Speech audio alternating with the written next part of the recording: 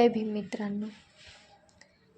या आधीच्या भागामध्ये आपण बघितले डॉक्टर बाबासाहेब आंबेडकर यांच्या कुटुंबाबद्दल माहिती आणि आता आपण बघणार आहोत डॉक्टर बाबासाहेब आंबेडकर यांचं बालपण. रामजी ज्या पलटणीत होते ती पलटण इसवी सन 1888 मध्ये मध्य प्रदेशातील महू येथे लष्करी तळावर आली होती. येथे सुभेदार रामजींना नॉर्मल स्कूलचे मुख्याध्यापक पद मिळाले होते.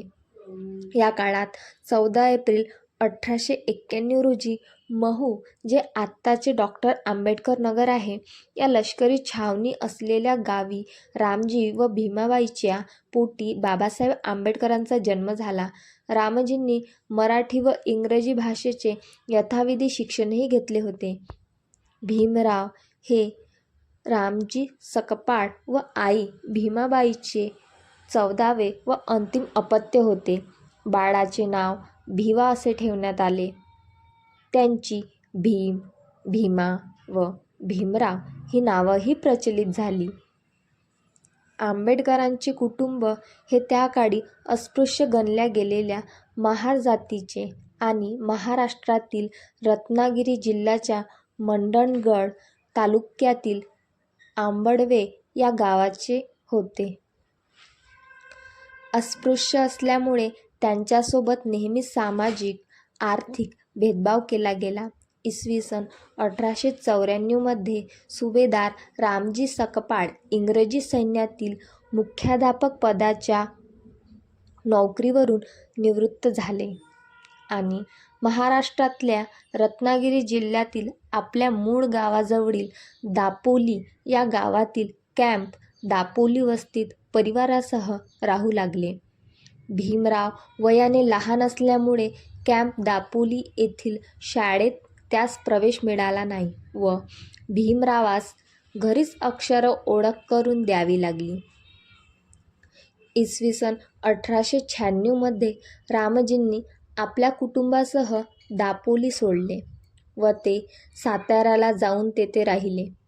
यावेळी भीमरावाचे वय 5 वर्षाचे झाले होते.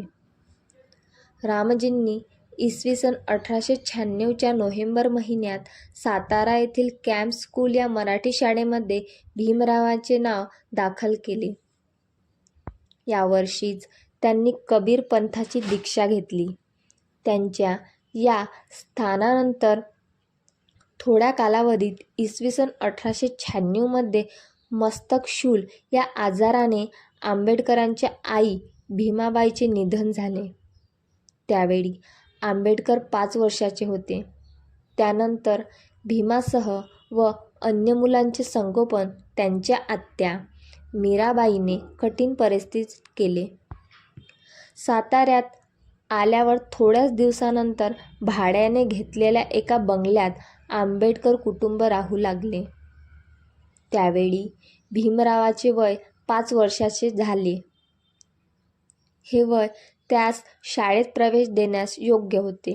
रामजींनी इसवी सन 1896च्या नोव्हेंबर महिन्यात सातारा येथील कॅम्प स्कूलमध्ये भीमरावाचे नाव दाखल केले. इसवी सन 1898 साली रामजींनी जिजाबाईच्या नावाच्या विधवेसोबत दुसरे लग्न केले. साताऱ्यातील कॅम्प स्कूलमधील मराठी शिक्षण पूर्ण केल्यानंतर साताऱ्यातीलच सातारा हायस्कूल या इंग्रजी सरकारी हायस्कूलमध्ये भीमरावाचे नाव दाखल केले. कोकणासह महाराष्ट्रातील लोक पूर्वी आपले आडनाव आपल्या गावाच्या नावावरून ठेवत असत व त्यात शेवटी कर शब्द जोडण्याचा प्रघात आहे. त्यामुळेच बाबासाहेबांचे आडनाव सकपाळ असताना त्यांचे वडील रामजी यांनी 7 नोव्हेंबर 1900 रोजी साताऱ्यातील गव्हर्नमेंट हायस्कूल, जे आत्ताचे प्रतापसिंह हायस्कूल आहे, त्यामध्ये आंबडवेकर असे आडनाव नोंदले. साताऱ्याच्या या शाळेत भीमरावांना शिकवण्यासाठी कृष्ण केशव आंबेडकर नावाचे शिक्षक होते. शाळेच्या दप्तरात नोंदवलेले भीमरावांचे आंबडवेकर हे आडनाव उच्चारताना त्यांना ते आडनिडे वाटत असे, म्हणून माझे आंबेडकर हे नाव तू धारण कर, त्यांनी असे भीमरावांना सुचविले. त्यावर भीमरावांनी होकार दिल्यावर तशी नोंद शाळेत झाली. तेव्हापासून त्यांचे आडनाव आंबेडवेकरचे आंबेडकर असे झाले.